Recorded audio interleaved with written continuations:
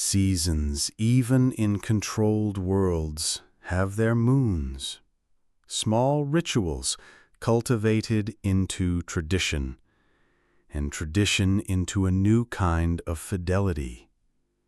The Quietus now had pockets of spontaneous performance, street choirs that sang improvisations, late-night markets selling handmade nonsense, plantings that told stories in blossom patterns.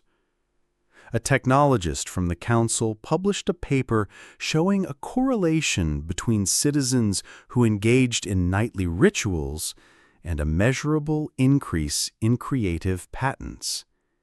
An entire district repurposed an old factory into a communal studio where engineers and poets collaborated.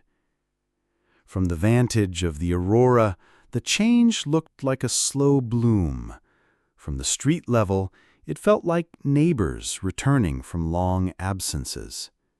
From the council floor, it felt like a problem being translated into new language.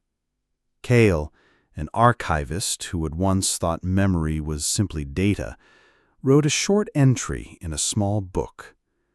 I thought I had been preserving things. I learned that preservation requires tending. Children of two cultures, those born under strict schedules and those raised around the Dreamweaver apparatus, played together in the plazas. They invented games that taught improvisation and pattern recognition. Their play produced novel algorithms that made energy transfers more efficient during unpredictable solar flares. The Council of Measures, the Dreamweavers, and even the auditors who once wanted neutralizers convened in the central forum. No treaty was signed. The city did not change its name. There was no triumphal parade. There was, gradually and then unmistakably, a network of small practices that had altered how the Quietus functioned.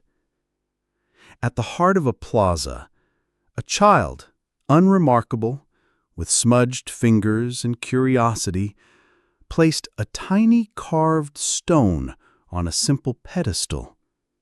She whispered something the old people recognized and the young had only begun to learn. The stone's whisper was not a decree. It was a memory, a lullaby the Dreamweavers had once encoded, a scent recall, a taste of a certain rainy afternoon. The city did not need an official monument. The stone had already done its work. In time, other stones appeared, and people began leaving small tokens, folded notes, sketches, a song hummed into a public archive. Captain Mira stood at the Aurora's rail as the city glowed. She did not write a report. She had been part of a simple experiment to leave a culture with openings it could close or open on its own.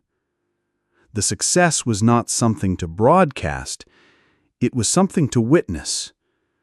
A world that had learned again how to surprise itself. The Quietus had not been saved by weapons, nor had it been forced into new laws. It had been coaxed awake by small human stubbornness, the insistence that tiny, unnecessary things matter. And when tiny, unnecessary things begin to matter again, achievements follow. They come quietly, like new stars, and the planet learned to sing.